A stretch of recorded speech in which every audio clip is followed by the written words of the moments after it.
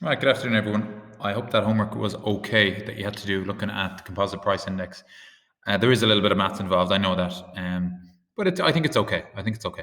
So that was the composite price index. Why is this not working? No, no, no, no, no, no. How do we measure inflation? Yeah. So the next one is what's called the consumer price index. So all we really looked at with the composite price index was like if you two or three or four goods, how would you get an average inflation taking into account the weighting of those goods? But in this country, we don't just take three or four popular goods, see if the price goes up, and decide that that's the inflation rate. That's obviously not good enough because there's 101,000 types of products and services that we all use differently on a daily basis. Which brings us to this thing called the Consumer Price Index, called the CPI. You've heard of this in business studies if you've done it. This is the official rate of inflation. So officially, they don't say what's the inflation rate. They say what's the Consumer Price Index. What's the rate on the Consumer Price Index? And this is what the CSO does, the Central Statistics Office. We'll look at that in a second. This is how they calculate the rate of inflation. Now, it's very similar to how we calculate the rate of inflation. In fact, I'm just going to show you the steps involved in it now. They do this by collecting thousands and thousands and thousands of prices. And they do this on a monthly basis. So you can see there, 53,000 prices per month. So there's people in the CSO whose job, and genuinely whose job is to trawl through newspapers and websites and look at the price of services and goods in supermarkets and in fast food restaurants and in restaurants and the cinemas and the nightclubs and the bars and the hairdressers, everything. And then they collate them all together, they put a particular weighting on them, and then they calculate the rate of inflation. And they calculate it based upon, again, what we spoke about is a base month or a base year. Is this working? Click. So the Central Statistics Office is the one who do this. And if you go onto the cso.ie, you will see right here that the Consumer Price Index in January 2021 is actually negative. We're actually in deflation at the moment. And we'll talk about why we're in deflation at the moment. You can click into this in more detail and you'll have as much information here to keep you busy as you want. So at the top here, you can see the CPI, the kind of monthly change between September, October, November, and then the annual change between September 2020, 2019 last year, etc. So really, what's our inflation looking at here? Well, you can see it down here. You can see that our inflation rate, now there's two things here, the CPI and HICP. We'll talk about that in a second. There's the CPI here, which is one the blue. So our inflation rate has pretty much been stagnant. It's been stagnant since, well, for a few years. Now, why has it fallen even dramatically more here in the last couple of months? Well, what we're going to look at is how inflation, what's the cause of inflation, and there's such a thing called demand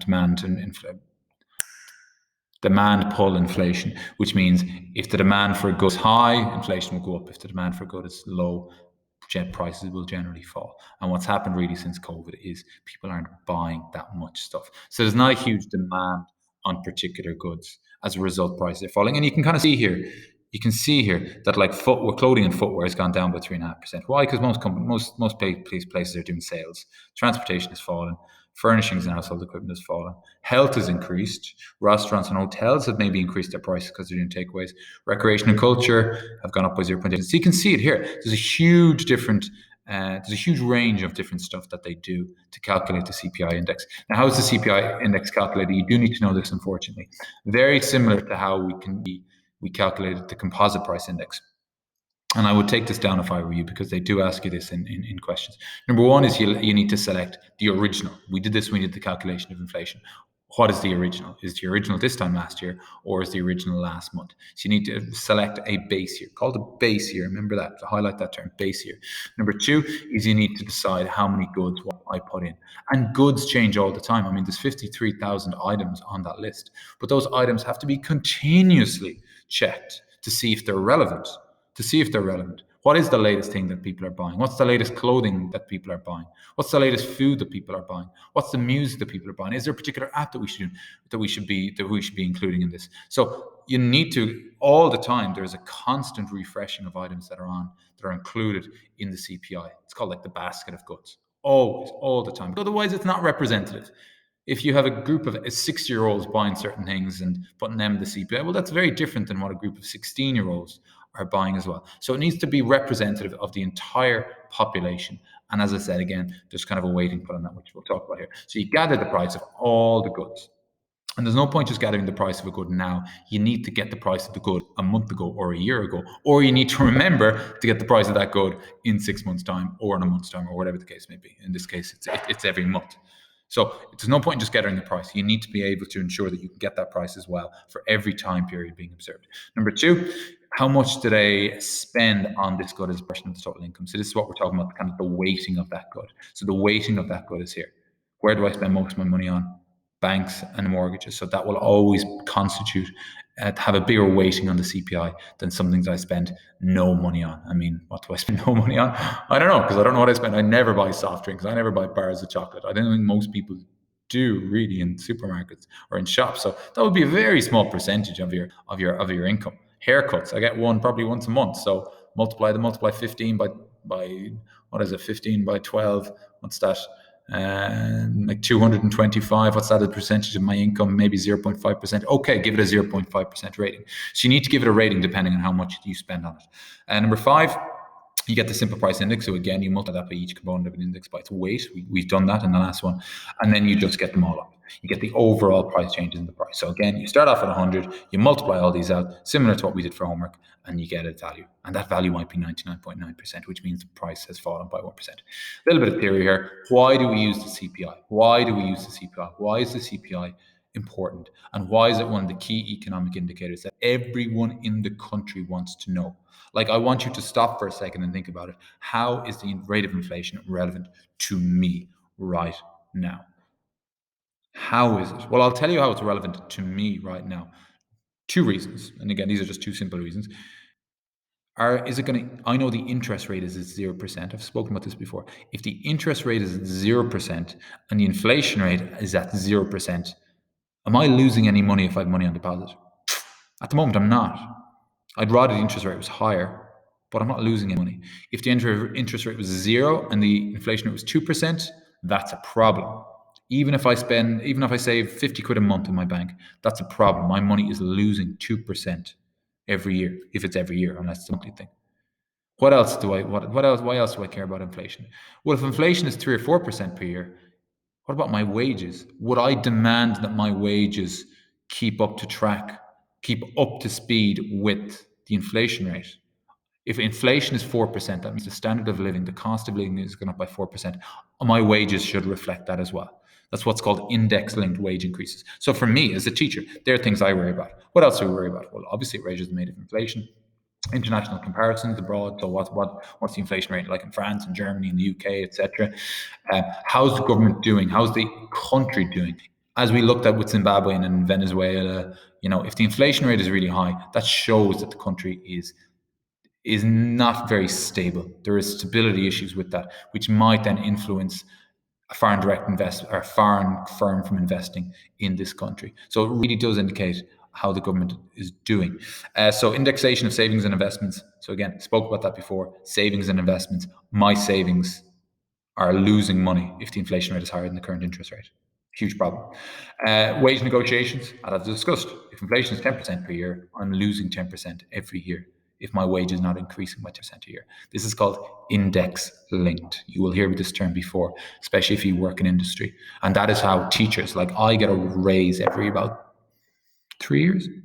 But that's because inflation is going up every 3 years. Now, at the moment, inflation is 0, so I'm concerned. My wages aren't losing anything at all. And it's used by the government index tax band. So again, tax bands is looking at the higher rate of interest or the higher rate of tax, the lower rate of tax. Again, all of this stuff is wage negotiations. So what's the problem with the CPI? Again, precautions that we use. And again, I think I've spoken about this term called leprechaun economics before. When economic indicators such as the CPI are published, or economic growth figures are published like GDP or GNP, you have to be very careful, because what do they actually mean? So we can't just say the inflation rate is at 1%, this is what we should do. The inflation rate is at 5%, this is what we do. Negative inflation rate called deflation, this is a huge problem. And deflation is a desperate problem economically. But our current rate of deflation is kind of linked with COVID. So we know it's kind of a black swan event. We know we're going to come out of it. So what precautions should you take? It is only looking at the average consumer, no more than GDP per capita. This is only looking, this is not relevant for everyone. So while I'd say the inflation rate is 4% or 0%, the inflation rate for me might be higher because I might have different tastes than other people. My income might be different than other people. It's only looking at the average rate of inflation. It is different for different people depending on what they buy. So as a result, it is not necessarily a cost of living index. It is not saying that prices are rising by 4% for me or prices are falling by 4%.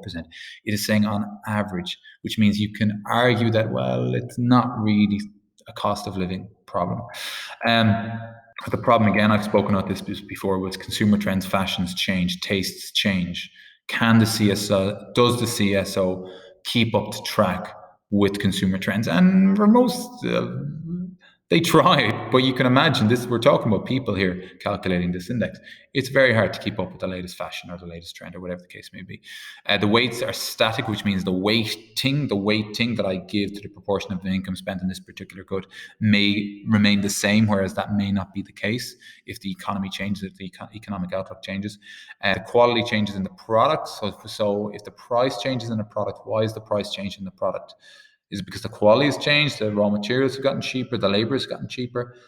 Like a price drop is not always necessarily a good thing because the quality might change. And a price increase might be a good thing because maybe the quality of the product is increased. So if the price of a car has increased by 5%, is that a bad thing? Well, not necessarily, because we don't know what the quality is. And then substitution of products. It doesn't show us again that there are different products out there. So how much is the price of milk? Well, it depends. Are you getting Dunstore's own brand milk or are you buying Dawn milk? And these things are huge. Like, I always find it interesting when I look at the Lidl ads and these Lidl ads, and they're like, oh, we saved 400 euros by shopping in Lidl versus SuperValu. Absolutely, you do save 400 euros if you shop in Lidl versus SuperValu. But you can also save 400 euros by shopping in SuperValu, buying the own brands. Like a box of Kellogg's cornflakes is 4 euros, a box of own brand cornflakes is 2 euros. So what's the difference in price? You can save money by shopping around using either own brand products or just complete substitute products. And that's not really taken into account with the CPI. They're not going to measure Kellogg's cornflakes and own brand Dunstore's cornflakes. So we need to be careful. I think I'm gonna. What factors can cause inflation? There's demand. Yeah, I'm gonna leave these off. Do you know what? It's 12 minutes 44, and I think that's enough theory for today. So I'm gonna call it there, and I will give you a few questions. Is that all right? Will you let me know, by the way, if you want me to leave it in comments, if you want me to go through the homework, or if you want me to do more questions on calculating the composite price index? Please do. Please do. Please do. Okay. See you later.